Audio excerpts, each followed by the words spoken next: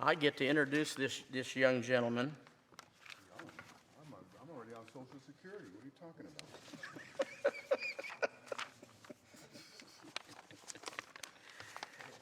about? This young man who's on Social Security. This is Larry Rivera. Larry Rivera is a chairman of the Oswald Innocence Campaign. He was born in Alaska, the son of a career military man who served as a CID officer in the Army. And I have to tell you that I got a chance to meet his father, and we talked for probably about 4 or 5 hours, and I believe it was in Alexandria, Virginia at the time. D.C. What a wonderful gentleman. Larry was 6 years old and living in Germany on November 22nd, 1963. He still remembers his father's reaction upon hearing of the JFK assassination. Rivera has made a lifelong study of the JFK assassination, making his first trip to Dealey Plaza in 1991. He attended the Ask Symposium in 1993 for the 30th anniversary. Rivera has given interviews about the assassination to the Spanish media. He has published many articles on the assassination and many times and many YouTube videos covering his research. He has given presentations for the OIC, Dr. James Fetzer, Santa Barbara, JFK Conference 2013, on the 50th observance of the assassination, covering the topic of Buell Wesley Frazier. He also has he's been a presenter on Trine Day and Judith Vary Baker's 2014 JFK Conference in Arlington, Texas, focusing on the Dallas Police Department motorcycle officers for Vary Baker's and JFK's assassination conferences, 2016, 2017. He discussed the doorway man in Dealey Plaza. Rivera has a degree in computer, and this is important because this is modern technology, guys, and for people like me who are not as modern as I'd like to be, this particular gentleman is. So Rivera has a degree in computer networking and is an expert in computer imaging, technology, and facial recognition using state-of-the-art digital overlays. He translated Judith Vary Baker's book, Me and Lee, into Spanish, and Lee Yo Rivera, I got you, buddy, thank you, is the author of the JFK Horseman, framing Lee, altering the Altogen 6, and resolving the other mysteries. And if you were here yesterday, I held that book up. That's one of the books that I do a tremendous amount of research on. So without further ado, I want to introduce you to Mr. Larry Rivera. Thank you. Thank you. We got to get this going here. I got to get this. Let me see if I can get this in. Get you over here real quick. While Casey is doing that, I just want to acknowledge two of the very most important people in my life who got me on this journey. Of course, my father and J. Gary Shaw, who's here today. All right. Not too many people know about that. My presentation today is the Pena, that's the way it's pronounced, Pena de Brueys War. All right, this happened in New Orleans. Let's see if, all right, Orestes Pena was a Cuban-American barkeeper in the French Quarter in downtown New Orleans at the time of the JFK assassination. He ran a bar and hotel, the Havana Bar, Habana, which was supposed to be with a B, on Decatur, which was known as a prostitute hangout. He and his brother Ruperto also owned a couple of Greek restaurants and boarding houses in downtown New Orleans. His businesses were mostly frequented by visiting seamen who were in the dire need of carnal activities. Harold Weisberg drew heavily on his personal relationship with Pena for his book Oswald in New Orleans. Now, Pena emigrated from Cuba in 1948 at the age of 25. He was a naturalized U.S. citizen, and he was naturalized on 6th of May, 1955, adopting the name of Orest. He was not part of the group who fled Cuba immediately or within a year after Castro came to power. He served in the U.S. Army from 28 January 1949 to 27 January 1950, when he was honorably discharged. He was transferred to the U.S. Army Enlisted Reserve Corps until fulfilling his military obligation on 12 June 1954.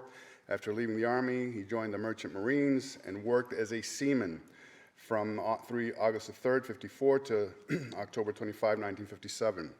He and his family had set roots in New Orleans and were business owners who had integrated into the diverse community that NOLA has always been characterized to be. After Castro took over took control of Cuba, he became involved with the FRD, Frente Revolucionario Demócrata, at first, and then with Jure and CRC in Dallas. This is the Habana Bar, which he owned. Now, the legend at the bottom of this photo that was published in Times-Picayune says, "The Habana Bar on Decatur where bullets were fired into the wall." That's the Habana Bar. And a couple of interesting news articles that I found rummaging through the Times-Picayune, and 4 are held on morals charges. And it's happened at the Habana Bar. Cases, and to the right, cases which were dismissed, and charges are E.P. Borden and Orest Pena doing business as the Greek Club on 233 Decatur, prostitution activities. Here's an interesting one. Patrons in bar rout gunman. Okay. A slim blonde thug who tried a 2-gun holdup on a Decatur street bar early Saturday picked up a group of uncooperative victims.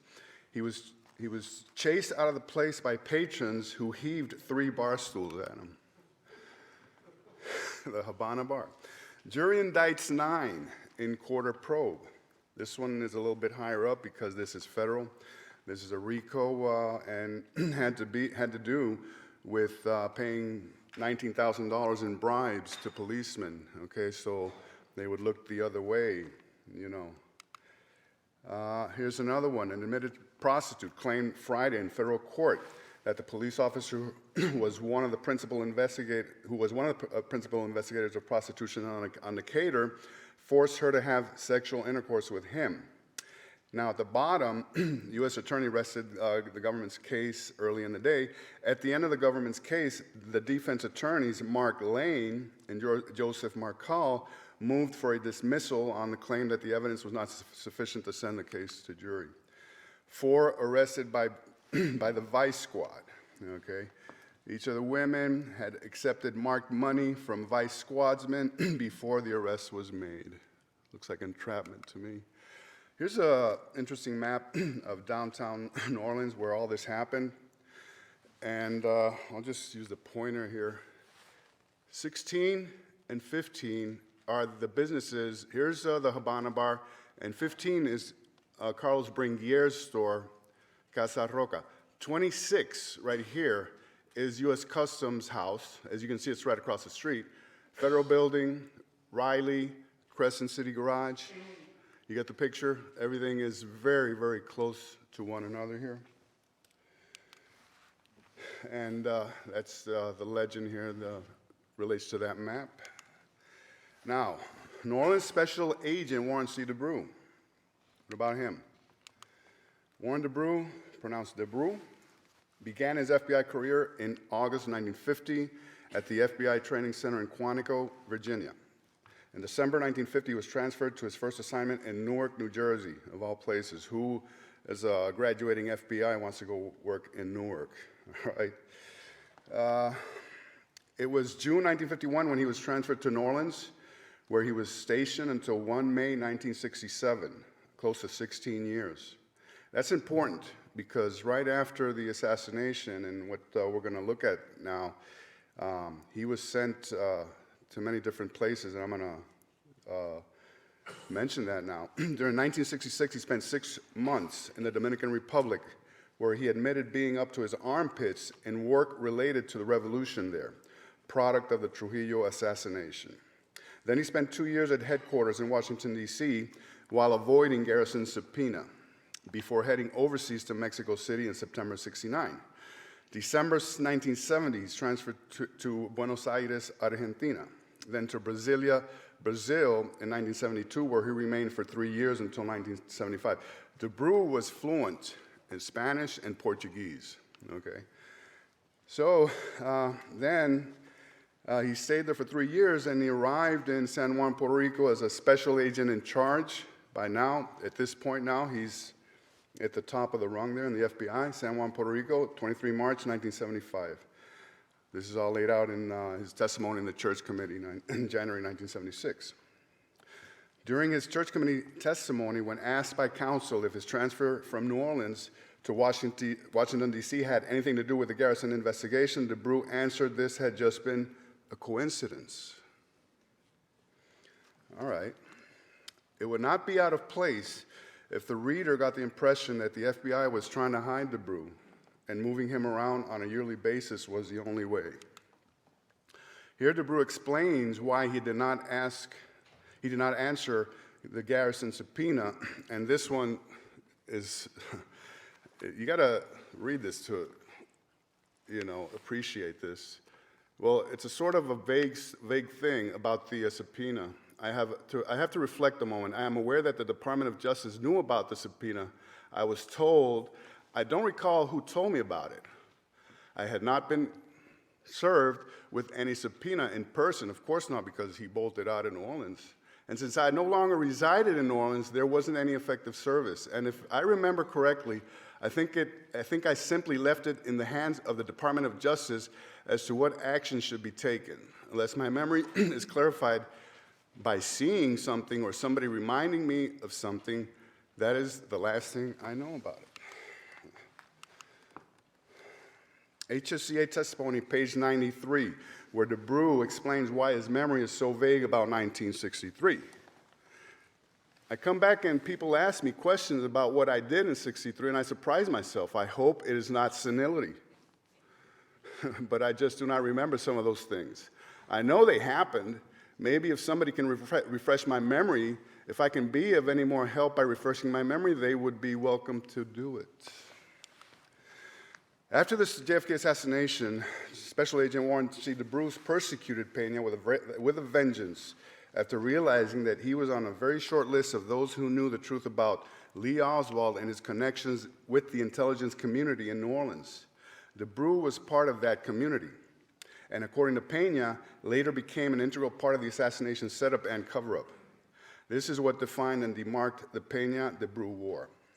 De Brueys' elusiveness has prompted researchers to depend on his public appearances in order to obtain personal information, beginning with his appearance on CBS in 1975, which we're going to see very shortly here, the Church Committee in 1976, and the HSCA in 1978. The next slides represent his opinion of his relationship with Orestes. And when they ask him, how did you come to know Mr. Pena, I think probably in one of two ways. He was either part of the anti-Castro movement or because of different complaints that he responded to of things that happened at his bar, as we showed earlier, okay?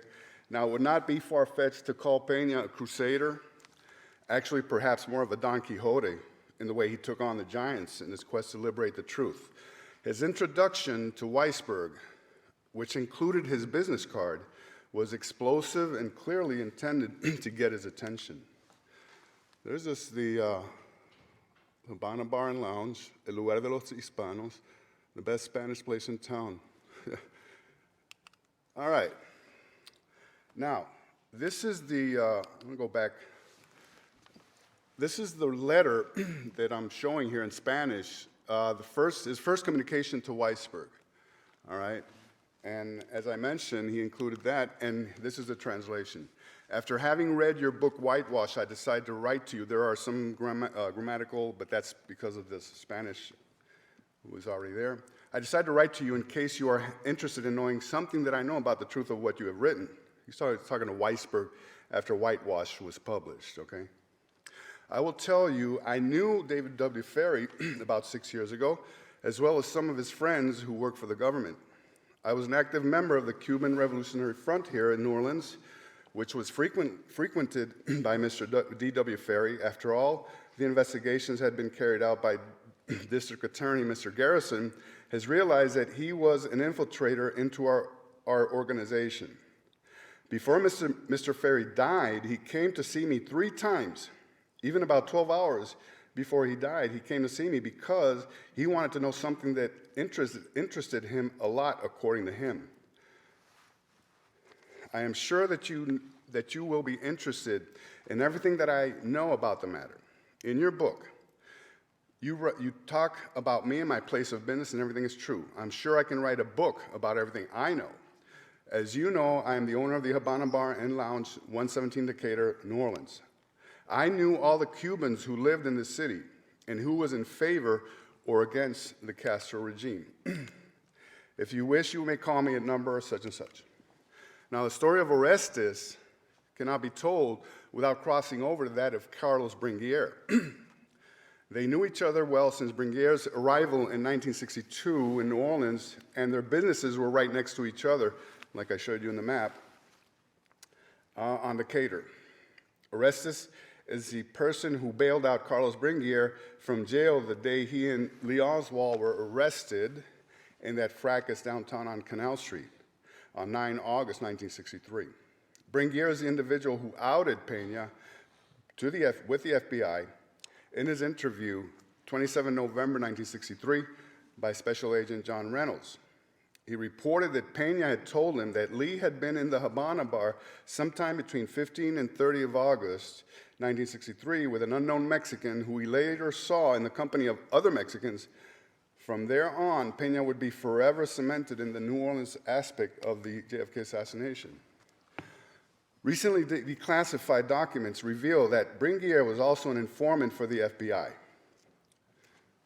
I don't think we needed that to know that.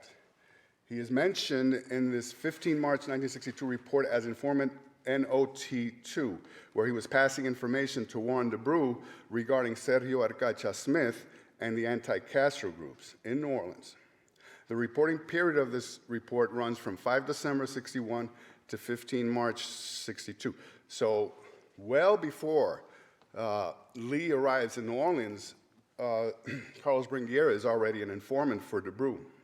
Carlos Bringuier. Sorry. Now this is the information that he passed about Sergio Arcacha Smith. Now, informant New Orleans T1 was a PSI, which in FBI vernacular stands for Potential Security Informant, which was the highest level of informant possible. From here on, we're going to talk a lot about the informants and what relationship and what kind of stories and rabbit holes they would lead us into, which was the highest level of informant possible. This concept will be discussed later. However, with new information available, a fair guess as to his identity would have to be Ernesto Jose Rodriguez. Has anybody heard about Ernesto, not E with an E, but with an A? Ernesto Rodriguez. Probably not. You will now.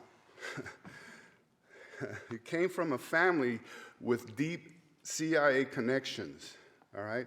Rumor has it that Ernesto and Carlos were very good friends, Carlos Bringuier, with Ernesto having referred Lee to Bringuier when he went to the Berlitz School of Languages searching for leads into the Cuban exile community. And my reference on that is Turning Point by Larry Hancock, which is a recent book, and also Joe Mellon.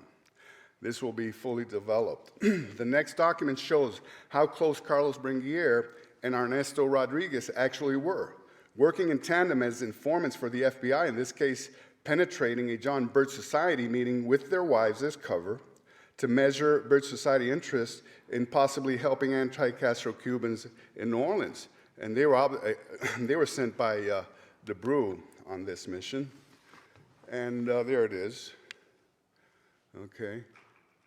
You've got Ernesto and Carlos Bringuier. And then, here, they were accompanied to the John Birch Society meeting by their respective wives. What this is all about is they were trying to get support, probably economic support and those kind of things.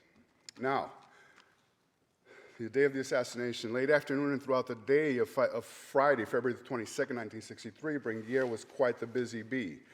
He called the news media to state that he thought Lee Oswald was either FBI or CIA, and that Lee was trying to infiltrate his group, the DRE, which is also known as Amspel.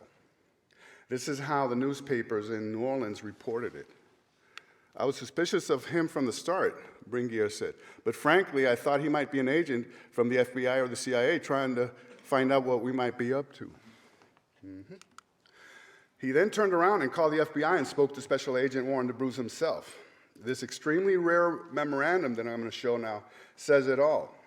Bringuier understood that his life and that of his family were in danger, so he was requesting protection, supposedly on the advice of a Secret Service agent out of Miami by the name of Aragon, whom the student directory there had contacted. This would make all the sense in the world when we consider that Bringuier was an FBI informant for de Brueys, who had contact with Lee Oswald on several occasions, namely August the 5th, when she shows up at the store with his Marine handbook, the 9th, the day of the fracas, the 12th, when they were arraigned, and the 21st, when they both appeared on, with Ed Butler on that TV show, that TV program, okay? Now, the FBI in New Orleans, however, told him in no uncertain terms that they were not in the business of providing protection and that he should take this up with the NOPD. Here's the document. There it is, the date. And that's very rare. It's not found on Mary Farrell, but it is up on Weisberg's. Now, this is a 27 November 1963 FBI interview of Bringuier where he brought Pena into the JFK assassination case. From then on, his life would never be the same. And right here, when he's talking about them being in his bar. And right away, the FBI went after Pena, and trying to find out what happened. And it's just happens that Lee he goes into a bar, he wants a lemonade. In the bar, they don't know how to make a lemonade, so Pena tells his bartender, Evaristo, just squeeze a couple of lemons, add some sugar and water, and I'll put it over ice and give it to him. That's it. Charge him 10 cents. But Pena's relationship with Bringuier soured, however, because Pena hinted that he knew much more about a Lee Oswald-Carlos Bringuier relationship than was known to investigators. Pena also minced no words when describing the intense hatred Bringuier had for the United States government because of its failure to remove Fidel Castro from power in Cuba during his lifetime. And here, he said he's just trying to get a big name, collecting big name to make himself big when he comes back to Cuba, and that he hates the U.S., those kind of things. For his trouble, Bringuier sued Pena in civil district court, alleging exposure to disrepute and ridicule and have crippled his future career and work because of what he testified before the Warren Commission. $350,000 in those days was a lot of money. Obviously, the case didn't begin to get far at all. In one of the ARB National Archives document releases in 2017, 2018, a long sought-after unredacted HSCA document was released, the testimony of Orestes Pena.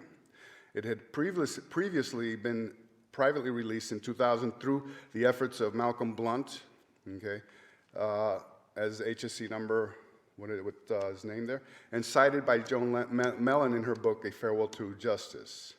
The document fills in many pieces of the New Orleans puzzle. I presented this in Washington in 2019, so I'm just going to give you a brief outline of what's in there. If you really want to know what went down in New Orleans that summer, this is the place to start. It will also demonstrate why this document was suppressed for so long. In a quirky kind of way, Orestes Pena appears to be one of the few unsung heroes in the JFK assassination saga.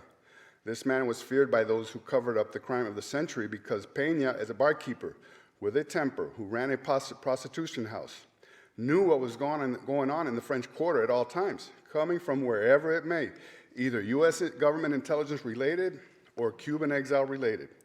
Heck, he even knew about certain prominent New Orleans gentlemen who made it a habit of getting on the down low now and then. His bar was always open 24/7 and stocked with transvestite male and female prostitutes. Now, this is an excerpt from an interview with Weisberg, dated 21 March 1968. Weisberg goes, and of course, you have no control of the people who come to your place of business. Here, you don't know who they are. You have a public place. Now, do I correctly understand there are a number of homosexuals who like to meet sailors and who go think sick, come there and meet sailors? Pena, yes, sir. And some of these, of course, you keep it a secret, as you should. But some of these are rather prominent people, professional people included? Yes, sir. Weisberg says, doctors, lawyers, engineers? Yes, sir. Many of them have big jobs in the city, big jobs in big companies. Just goes to show what Pena was privy to in New Orleans at the time, all right? Now, Pena turns out to be quite an interesting character, perhaps even paradoxical. Bringuier calls him complicated, I bet, in an FBI report. As mentioned here, he and his brothers owned several bars, which some would consider of ill repute, restaurants, rooming houses, hotel establishments in the French Quarter, especially in the seedy part of Decatur Street. He was extremely visible in the Cuban community, especially the anti-Castro faction, who saw him as a leader of the CRF, Cuban Revolutionary Front. He was also heavily involved in the real estate business, buying and selling properties in the greater New Orleans area. Another interesting detail about Pena is that he was constantly in and out of district court, either suing or being sued. At one point, it was Mark Lane himself who represented him in a RICO Act accusation, 1979, which had to do with police payoffs, and I showed you that already. Because of the volume of people who frequented his bar and being in the type of business he was in, Pena was a perfect source of information to keep De Brueys posted on what was going on in the exile and counter-revolutionary community in New Orleans, who were constantly worrying about which exile or exiles might actually be working for Castro. Pena never received any compensation for this. Here's a summary of what he said in his HSCA testimony, 23 June of '78. Warren De Brueys was the FBI agent that was assigned to me. He was told when calling the FBI to only ask for De Brueys. They spoke to each other many, many times with the added inconvenience that De Brueys would come into his place of business anytime he wanted in a suit and pester the customers. The word has to be pester when it's a bar that one owns. Then we have Pena's identification of other places where he met De Brueys, which were the FBI building, the Balter building on Camp Street, the Cuban Revolutionary Front office, all the way to a building on St. Charles Street. The FBI actually pressured him to help Cuban refugees by providing food and a place to stay in one of his rooms and try to find them jobs in New Orleans. To any layman, this would probably be equivalent to having to pay a toll in order to remain in business. Orestes knew David Ferry so well that he called him Captain Ferry, and Ferry even gave him flying lessons and told him how to fly Cessna planes. De Brueys, David Ferry, and Sergio Arcacha Smith were very close friends and knew each other very well. Pena witnessed Lee Oswald in the company of federal agents, different branches in his bar, in the streets of New Orleans, in restaurants, way too many times in places to ignore and not reason that Lee was part of this group. Details provided by Pena cannot be easily dismissed. Pena revealed that Lee and De Brueys knew each other very, very well. He also dropped the bombshell that De Brueys moved to Dallas at the same time that Lee did. All right? No, I do not know when Oswald went to Dallas, but I do know when De Brueys went to Dallas because he came to my place of business and told me I do not have to call him there anymore because he was moving to Dallas. All right? So fortunately, and to the HSCA's Robert Gensman's credit, he kept reverting to De Brueys' transfer to Dallas and was able to obtain more details, such as the fact that he visited Pena at the Habana bar to tell him about it before the assassination. Pena was even more specific about Lee's association with federal agents, naming the following, and this is important: David Smith of the U.S. Customs and Wendell Roche, which is spelled Rogue, by the way, in the HSCA, but we know who he was talking about, of the INS. Corroborating documents will be provided. Pena affirms with conviction that Lee was not just an FBI informant, but a federal agent of some kind working for the United States. Of course, the HSCA would be interested in why Pena waited so long to make public his allegations. The fact of the matter is that Warren Commission Assistant Counsel Wesley Liebler unabashedly suppressed his testimony. And right here, well, I tell you, let me see. is that Mr. Liebler?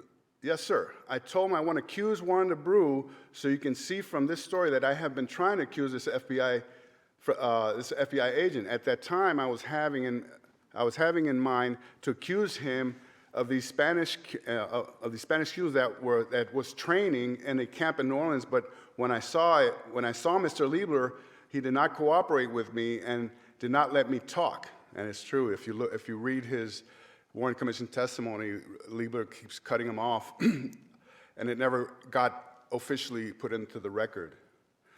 All right. Of course, he goes, at that time I was having in mind to accuse him of these Spanish Cubans that was training in camp in New Orleans, but when I saw Mr. Liebler did not cooperate with me and did not let me talk, I said, I might as well keep my mouth shut. I don't accuse anybody else but Warren DeBrew. Pena revealed that DeBrew and other agents threatened him repeatedly about the consequences of talking about what he knew, and was ordered in no uncertain terms to keep his mouth shut. The exact phrase was, he told me that if I talk anything about him, he will get rid of my ass. Yet Orestes Pena never deviated from his story, even after receiving a beating on 3 April 1967 that landed him in the hospital. This passage from Oswald in New Orleans, page 238, shows how determined Pena was. It only served to motivate him even more in his quest to expose the FBI in New Orleans, and especially Special Agent Warren C. DeBruy. Weisberg writes, what did Pena want Liebler to understand? What did he consider essential to his complaint against the New Orleans FBI? Pena was not afraid to talk about it, and is not. He had telephoned me from the hospital that night to tell me about it. He was assaulted in another of those coincidences only after he had, by phone, set a time for telling me what he wanted me to know. And it did not happen a month, a week, a day, or even an hour before the time set for his call. It happened just as he was on his way to phone me. All right. Other facts of interest regarding Pena's HSCA testimony. He saw Ali passing out leaflets on Canal Street, which was right around the corner from the Havana bar. He bailed Bringuier out of jail because he had no money. He witnessed Lee Oswald, like we mentioned before, in his bar ordering lemonade in the company of Spanish-looking men. And that's when they had to tell the bartender how to make the lemonade. And in this HSCA, he goes, I believe Warren C. DeBrew, if he really wanted to, he could save the life of President Kennedy. Those are major allegations there. Pena admitted working for another agency. However, he never divulged which agency that was. He called DeBrew the most important person in the Kennedy assassination. Now, this is 1982. In 1982, Pena informed author Henry Hurt that he had a similar relationship with the CIA that he had with the FBI. The reader will soon be presented with a similar symbiotic relationship that existed between the FBI and CIA when it came to the informants used by Warren DeBrew to obtain his information about what was going on in the streets of New Orleans. Pena was very specific about Lee's association with federal agents, naming the following: David Smith of U.S. Customs, Wendell Roche, like I mentioned already. Corroborating documents are right here. I cannot say entering the restaurant, but I saw Oswald and DeBrew, Mr. David Smith, Mr. Rowe from the Immigration Department and other government agents leaving the restaurant and going to the Customs House building, which at that time was an office for different kinds of government agencies. Now, how close was the Havana bar to the U.S. Customs House? Right across the street. Here's the Havana bar, and this is the Customs House. Now, would it have been possible for Pena here to see all these gentlemen entering this building? I'd have to say so, yes. Dave Smith, U.S. Customs investigator, who was mentioned by Pena, knew Pena so well, knew the Penas, and all the family, that he reported that Ruperto, his brother, was living in a bar with a barmaid above the Havana bar. I mean, how salacious can you get, you know? Mr. Smith related Pena has a brother named Ruperto, okay, who lives with a Cuban barmaid named Nellie. You know, he knows, Dave Smith knew a lot about the Penas. And, it's just can't Can't avoid it here. Now, very, very important, and this is from the new releases, the Roche Memorandums of 3 December 1975. The incompetence of the early investigation in New Orleans is on display. In the next two memoranda from the Church Committee, Wendell C. Roche is the INS agent who, as seen in the HSC deposition above, Pena identified as one of several federal agents who regularly had breakfast together. They also consorted among each other in ways that reflected the opinion that Lee was one of them. Mellon cites some of the content of the Roche memoranda. However, seeing the documents in real time goes a long way into understanding the deep layers of the cover-up. It was Orestes Pena, no less, the one who provided the leads to the Church Committee investigators, in this case Paul Wallach, who then proceeded to find and speak to Roche. And in the document it says, yesterday's interview with Orestes Pena produced two names for us to follow up on, Wendell Roche and David Smith. The investigators had to get the information on these guys from Pena. All right? So, in the document, Roche says, I also believe that this is Paul Wallach writing, but he's quoting, he's citing, I also believe that Roche was relieved to hear from us, and he states, I've been waiting 12 years to talk to someone about this. INS Border Patrol Inspector Wendell Roche corroborates Orestes Pena. Roche began talking about Oswald. He saw him around frequently and recalled that he had an office in ... He cuts him off and suggested we'll go over it in another interview session later on. Now, how can somebody drop... I mean, this was serious here where he dropped the ball because, you know, we never found out. And some of us, and a lot of investigators, will probably infer that that was the Newman building where Bannister had his offices and from where Lee Oswald operated in the summer of 1963. The second conversation with Roche the next day, and he states, Oswald was known to be one of the men in the group, David Ferry's group, all right? So then at the end, Roche did not know certain very important details about Lee, whether he ever visited the training camps, about his organized crime tie-ins, about Oswald being arrested for getting into a fight, and other things there about. All of a sudden, you know, he's sort of like doesn't know much about Lee Oswald, but he did know a lot about him on the previous day when he said, I've been waiting 12 years to talk about this. What happened here is that he went to his superiors and they pulled the plug on him. They said, no, all right? And Roche says in a very vague manner that he knew, and this is misspelled, de Brueys, it says the O's, obviously not, but I think we get the point there that he was talking about de Brueys. He says, I knew him, but he didn't elaborate anything on that. Now, the Pena de Brueys War airs out on national television 26 November 1975. We're going to show a short video here, and then I'd like to invite Brian to just make a couple of comments. Take it away. But Oswald seems to have had other links besides the Fair Play for Cuba Committee, whose New Orleans chairman and sole member he then was. The owner of the Havana bar, Oreste Pena, told Bruce Hall that he has a different version of Oswald than the one Edward Butler retains. Did any of the people you saw having a meeting with Lee Harvey Oswald, were any of these FBI agents? Yes. Who? Warren C. de Brueys. Warren de Brueys is an FBI agent, and you saw him with Lee Harvey Oswald? Yes, I knew Warren C. de Brueys very well because I used to work with him. What did you do with Warren de Brueys? I was an informer for the FBI about the people in New Orleans. What happened when the FBI agent, whom you said you had seen with Lee Harvey Oswald, who was also the man you were the informant for, what happened when he came to the bar before you went to the Warren Commission? About 10 days before I went to testify at the Warren Commission, could be less than 10 days. He came and he called me from behind the bar and said he wanted to talk to me. He called me on the table, and he told me he was very, very nervous, And he told me, if you ever talk anything about me, I will get rid treat of you us. Yours and those were. Warren C. de Brueys is now the special agent in charge of the FBI office in San Juan, Puerto Rico. He talked to Bruce Hall. Did you know Oreste Pena, who is the operator of the Havana Bar Yes. in New Orleans?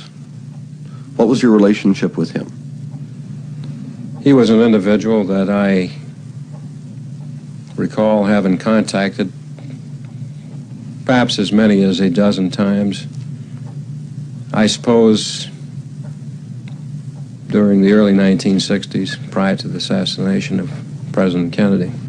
Oreste Pena says that he was, in a literal sense, an informer for the FBI, and that he knew you well because you were his contact man with the FBI, and that on numerous occasions he saw you and Lee Harvey Oswald together, and in particular in a Greek restaurant in New Orleans in the French Quarter. What is your response to that? My response to that is he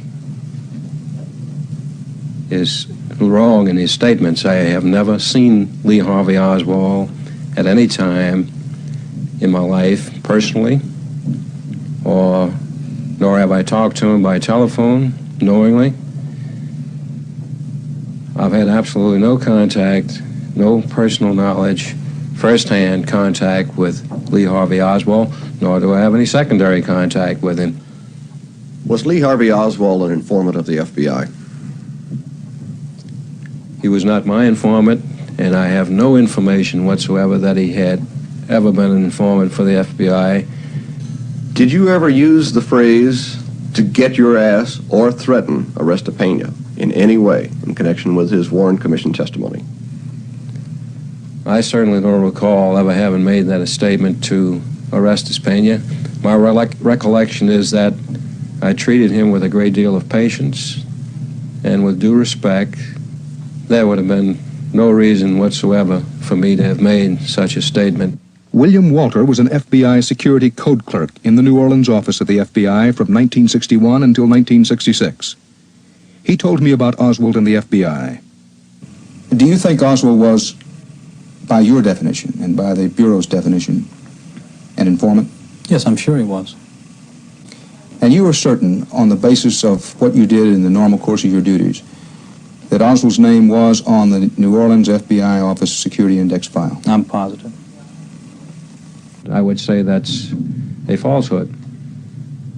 Had he been an informant, and had I had him as a subject of my investigation, it would have been logical that I would have been aware of that fact because of cross-references in the file and for many other reasons.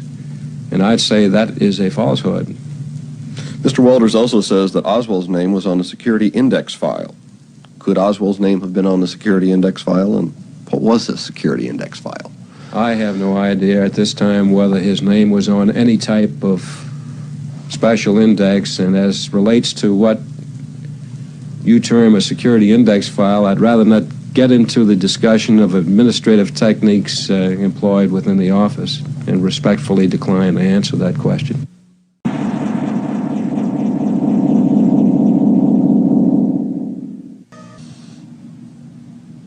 A most serious allegation concerning the FBI, which does not necessarily have anything to do with Oswald, is that a teletype message was sent out of headquarters in Washington 5 days before the assassination to FBI offices in Mobile, New Orleans, and Dallas, warning that an attempt might be made to murder President Kennedy in Dallas on November 22nd. That allegation comes from William Walter. He was an employee of the FBI from 1961 to 1966. He was on overnight duty the night of November 17th.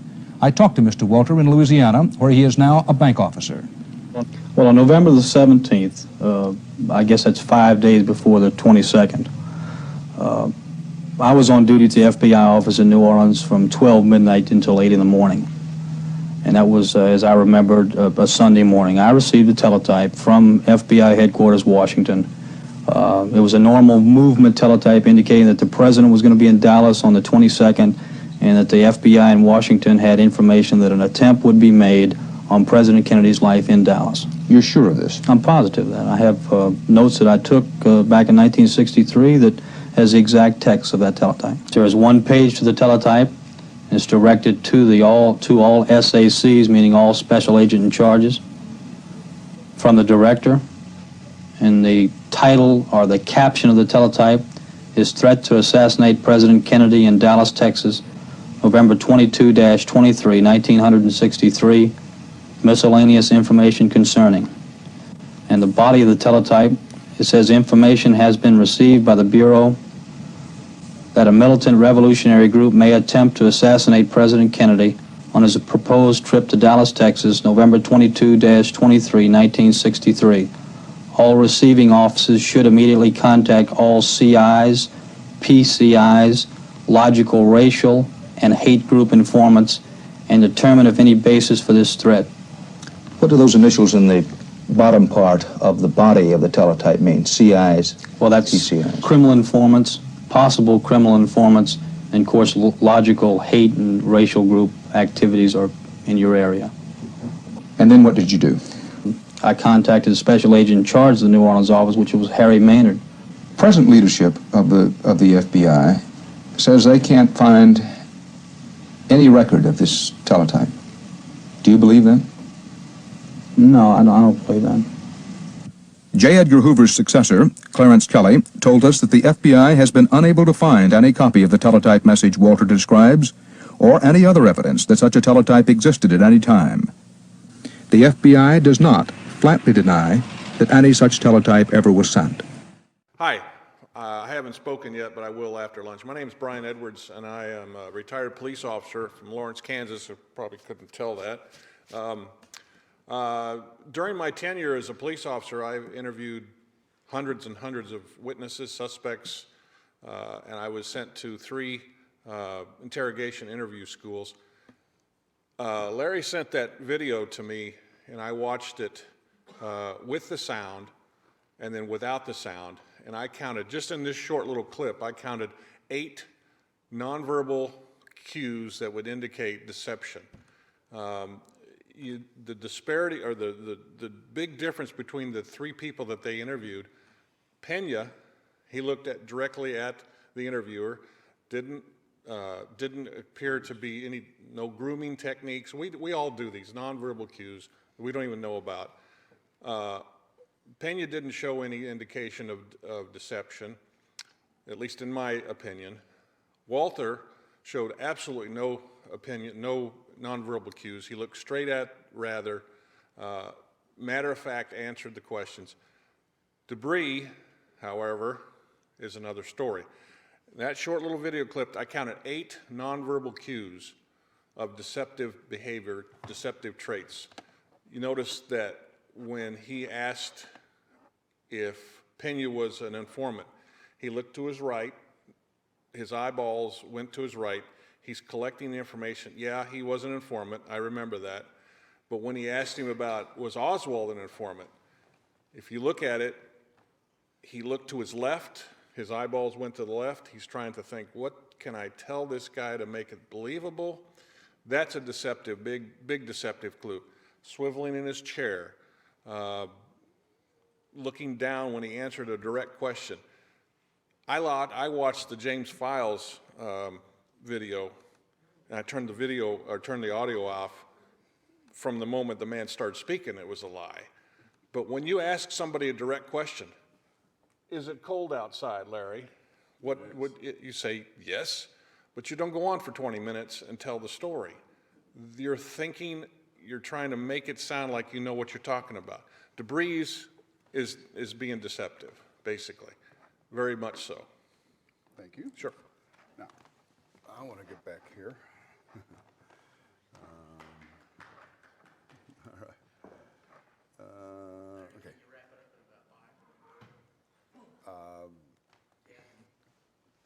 Well, where's Dave? Dave, how much time do I have? Still have. Can we go about 10? Is that enough? It'll have to be. All right.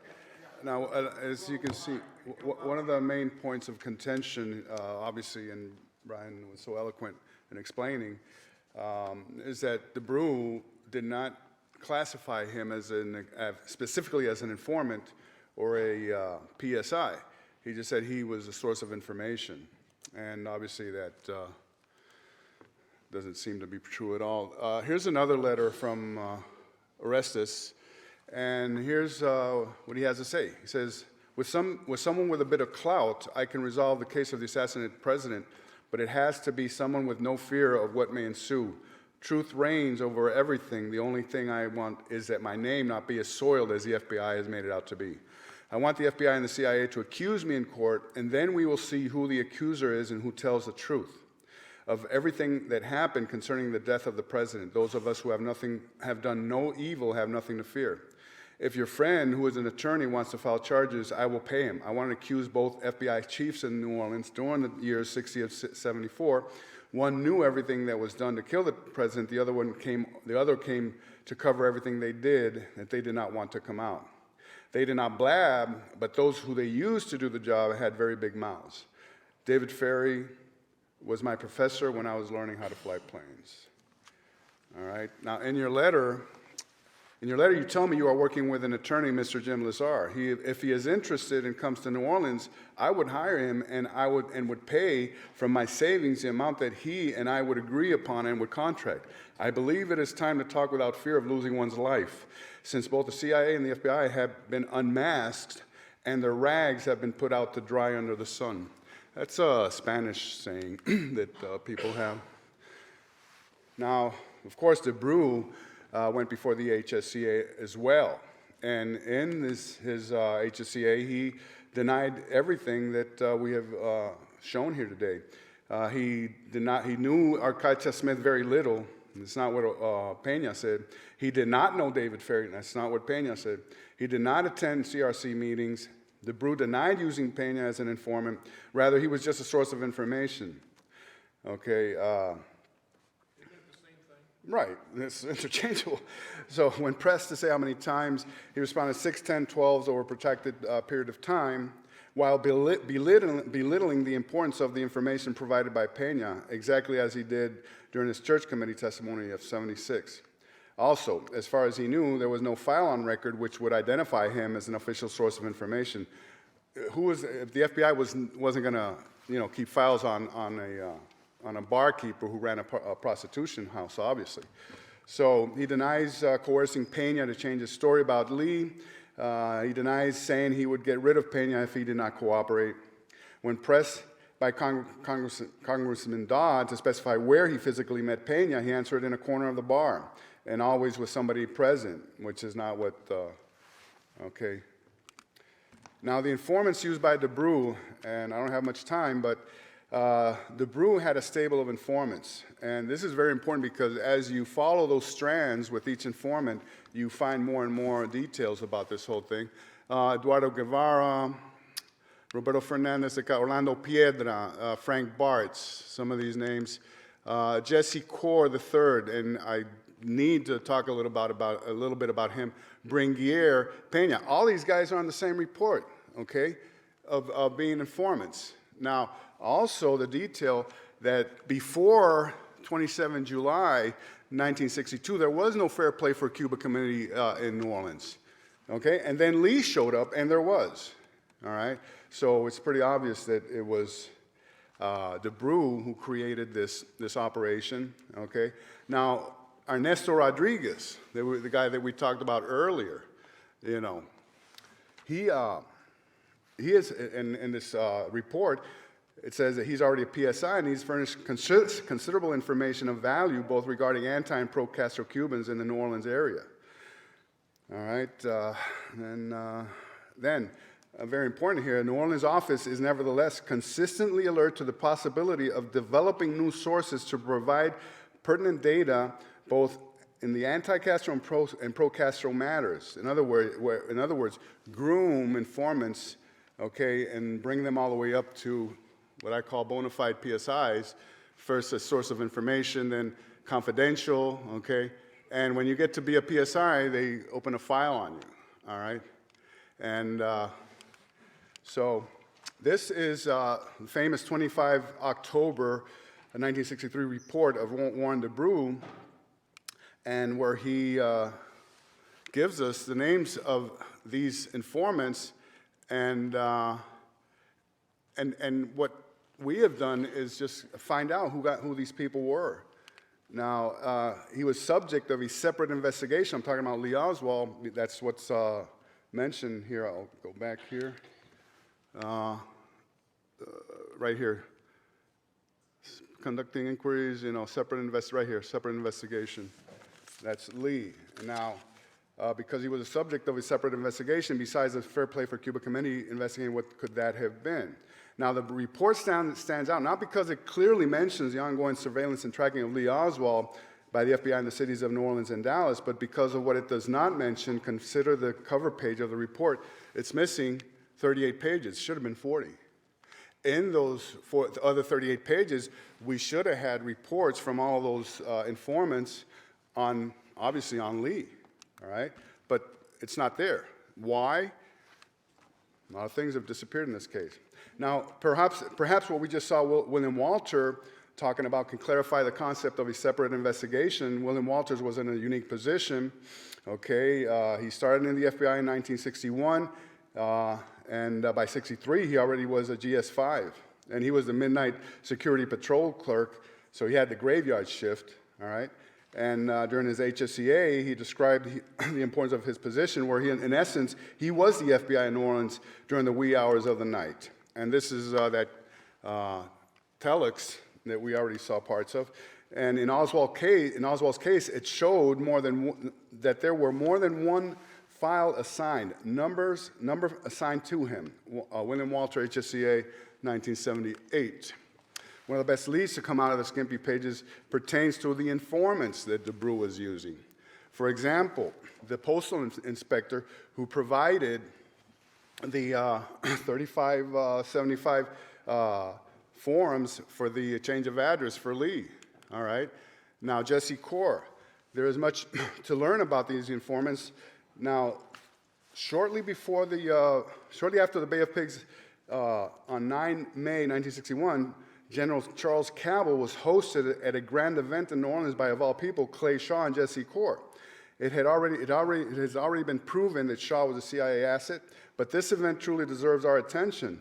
The Cabell affair was quite the soiree, where Clay Shaw himself made the Cabell introduction at the grand ballroom of the Sheraton Charles Hotel. Here is the press release by Jesse Core, dated 27 April 1961, which goes into detail about the Cabell family military lineage and even mentions his brother, Mayor of Dallas at the time, Earl Cabell, who we reported 5 years ago was a CIA asset. Here's that press release, okay? Clay Shaw, Jesse Core, the date, okay? Clay Shaw, program chair, will introduce Cabell. I would submit that if Garrison had this during his investigation, it would have been no problem linking Clay Shaw to the CIA, won't you think? So, who was Jesse Core? It appears from studying recently declassified documents that international trademark publicist who worked for Shaw, Jesse Core, was also part of sheep-dipping Lee Oswald. The evidence here clearly suggests that for years he had an ongoing relationship as an informant with de Brueys. Plus, he allegedly was present at the Trade Mart on Canal Street when Lee was distributing Fair Play for Cuba Committee leaflets. He even provided one for the FBI. The now FBI exhibit has a handwritten entry at the bottom which reads, received on 8/20 from Jesse Core. Okay, now I'm gonna jump to that handbill right here. And right here at the bottom, it's not that legible, but that's the notation from who it was. Now, on 22nd November, Jesse Core was another busy bee. He was calling the FBI on several occasions because he wanted to make sure that the WDSU footage of Lee Oswald leafletting in downtown New Orleans was made available, okay? And he actually made several calls. On the next day, he was still doing that they had a film of Lee and they wanted to make that available to the media. Obviously, to show, and to, that Lee was a communist, crazy lone nut, all right? And now FBI informant Orlando Piedra. This one was, Quite a character. He had close ties to the FBI dating back to his days as chief of the Cuban Bureau of Investigation under Batista. Once he emigrated from Cuba, his energy was devoted entirely to overthrowing Fidel Castro and worked to reinstall Batista as president of Cuba. New documents reveal that Piedra was indeed a big fish in the scheme of Cuba-U.S. dynamics of the day. Hardly nobody has ever heard of him, huh? His FBI association while in Cuba served him well in resettling himself in the U.S., using his knowledge of who was who in the Cuban exile community. Now, other documents show that Bannister and Piedra knew each other and worked together. Piedra was seen at the Newman building in 544 camp, where Lee worked out of during his Fair Play for Cuba Committee activities.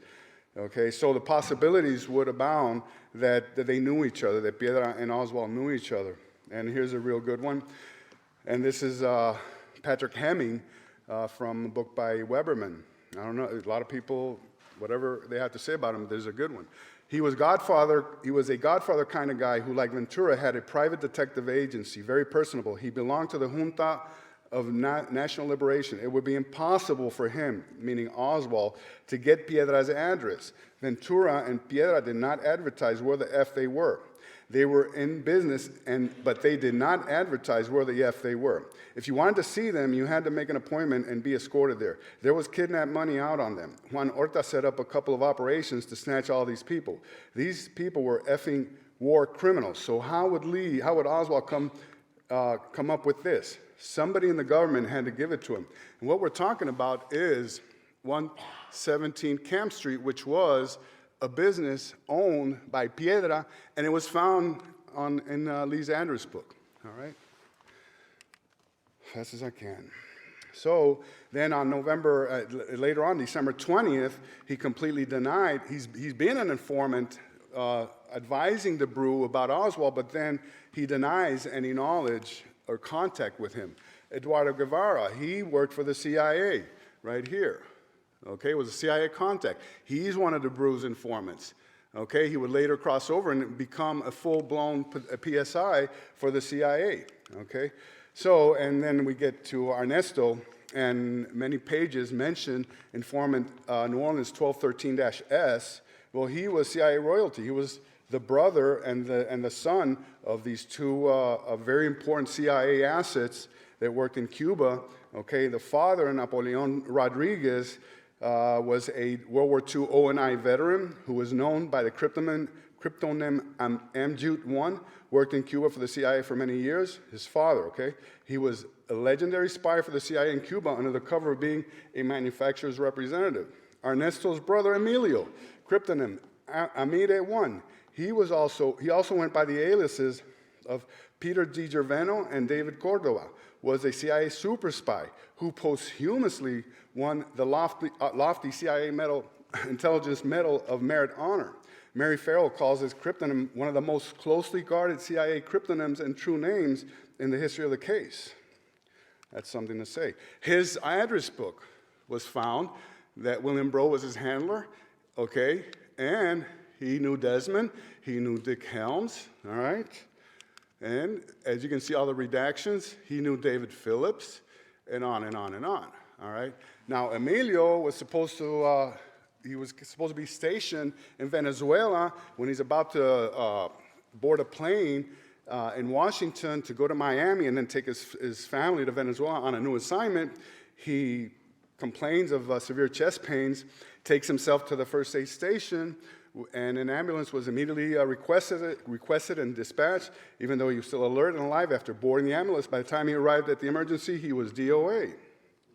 Under extremely fortuitous circumstances, it just so happened that a doctor who happened to be a CIA asset as an OMS contract employee was on duty at the Fairfax Hospital where he arrived.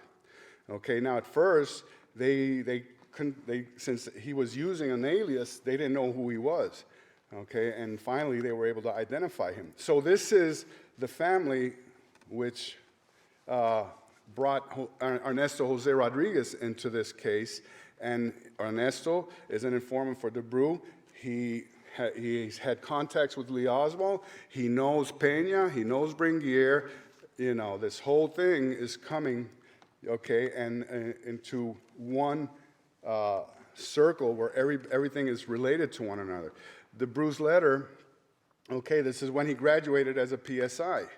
Now, why was Ernesto important? Because on 26 November, all right, this cable says that according to Maria, this is his mother-in-law, her son has taped conversations with Oswald. On November 26, 1963, that was important. You better believe they were going to come after you, all right? And finally, when Garrison got a hold of him, and this is very interesting. Now, Garrison's guy had talked to reporter Hope May, and he told him, May had warned that if Rodriguez was not wired by the FBI, he would be on the phone the minute he left to report on their conversation. And this is the team right here. Ernesto, Lee, Ernesto's FBI CIA connections, Lee Oswald, obviously FBI CIA, Carlos Bringuier, FBI, Orestes, both, Piedra, FBI, Jesse Core, both, Frank Bartz, FBI, L.W. Robertson, CIA, Guevara, CIA, and then FBI, Roberto Fernandez de Castro, FBI. Now, returning to I'm almost done. Returning to the De Brueys report, since we only have the first 2 pages, all we can do is speculate as to what kind of information these informants were feeding De Brueys in the remaining 38 pages, like I just mentioned.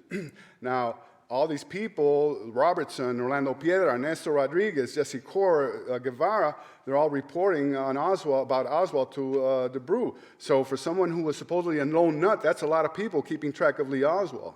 Bear in mind that this report covers an extremely crucial time in the life of Lee, the month of September 1963, where the CIA and the FBI concluded that Lee was in Mexico City from 26 September to the 3rd of October, trying to obtain that transit visa to the USSR.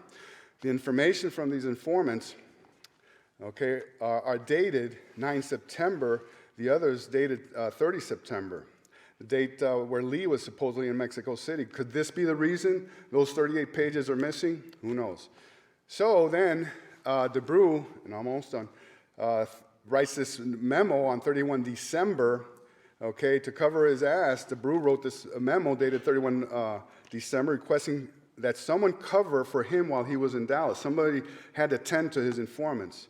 All right, this innocuous-looking memorandum would probably be ignored by those looking for smoking guns because Ernesto is not mentioned by name. Of course, he's mentioned as 1213-S. In his memo, he mentioned 5 informants who needed to be followed up by the Bureau in New Orleans in his absence. All we know is that De Brueys spoke to informant NO 1213-S, which was Ernesto, on 4 different occasions before the assassination and once on the 22nd. All right? Now, obviously, we don't know the gist of those conversations because we don't have the pages of the documents. The alleged dates of contact were days that Lee was already in Dallas. If De Brueys was already installed in Dallas at the time, as stated by Pena many times, these conversations with Rodriguez, also known as informant NO 1213, had to have been in a special prearranged manner. And there's the document, all right? And by this time, they're not mentioning Rodriguez anymore. He's just 1213-S. I think that's significant, all right? And finally, it appears that the CIA, KUBARK, and FBI owed envy worked closely together in New Orleans in the summer of '63 in the following manner. The FBI wrote the reports, the CIA provided the informants to corroborate the information contained in these. Their level of control was impeccable. It is for this reason that the Pena de Brueys War became a real problem for the conspirators, which needed to be dealt with, and dismissing Pena and stuffing his file with extremely negative information was an intricate part of resolving this. Weisberg was emphatic about this being the case. In retaliation to these FBI attacks, Pena became even more obsessed with exposing De Brueys' role in the handling of the Lee Oswald affair, accusing him of allowing the assassination to happen because of his knowledge of who Oswald really was and who he was really working for. His only mistake, of course, being that he assumed that Lee had pulled the trigger that killed JFK, which of course never happened. Regardless, Pena's intimate knowledge of the goings-on with federal agents of all types, whose names he knew and could identify, and Lee Oswald certainly raises the possibility that Lee was one of them. Throughout his ordeal, Pena never always maintained and never wavered from the fact that De Brueys and Lee Oswald had a working relationship culminating in his accompanying Lee to Dallas, September 1963, before the assassination. Regardless of the business he was in, the tenacity exhibited in taking on the establishment should be noted and praised. Little did he know that the deck was stacked against him, and he was systematically stamped out and discredited in the same manner that anyone who tried to tell the truth was. And that's it.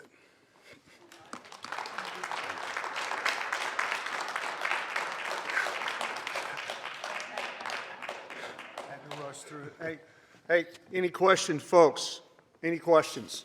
Because there's a very important connection here between de Brueys and Pena and all these links together. I know we're running a little behind mainly because of technical issues.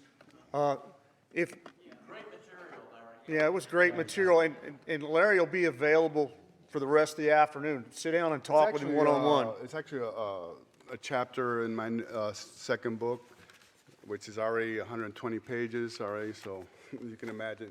Yeah, Brooks. All of this really, to my perspective, looks like they were setting Oswald up in Dallas to not be a lone nut, but Oswald with 2 or 3 other guys shooting from different places, killing JFK, and then they were going to get him out of the country or wipe him out or whatever. There's just so many fingerprints here by a whole bunch of people to Oswald. I think the most important thing here is the credibility of the individuals. And very seldom do we have a presentation where we can also present a video of the time, for you to compare and for you to evaluate to see, who's telling the truth. And after all the documents and looking at all the documents and everything, it's pretty obvious who was telling the truth here. De Brueys was very paranoid. Everybody was lying about him, and his shiftiness and everything. We've had other people besides Brian look at the video, and they all come to the same conclusion. So.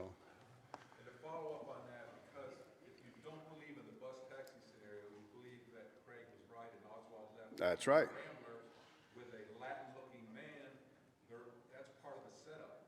Those 2 plus maybe another 2, those were the gunmen. Think about that. Yep. All right. Larry, I suppose if you really want to lose something, just send it to the FBI. Well, hey, let's give Larry a big hand, folks. Thanks, Larry. You can tell the eyes. That's what caught me on the video. Like, And everybody's lying about him. exactly.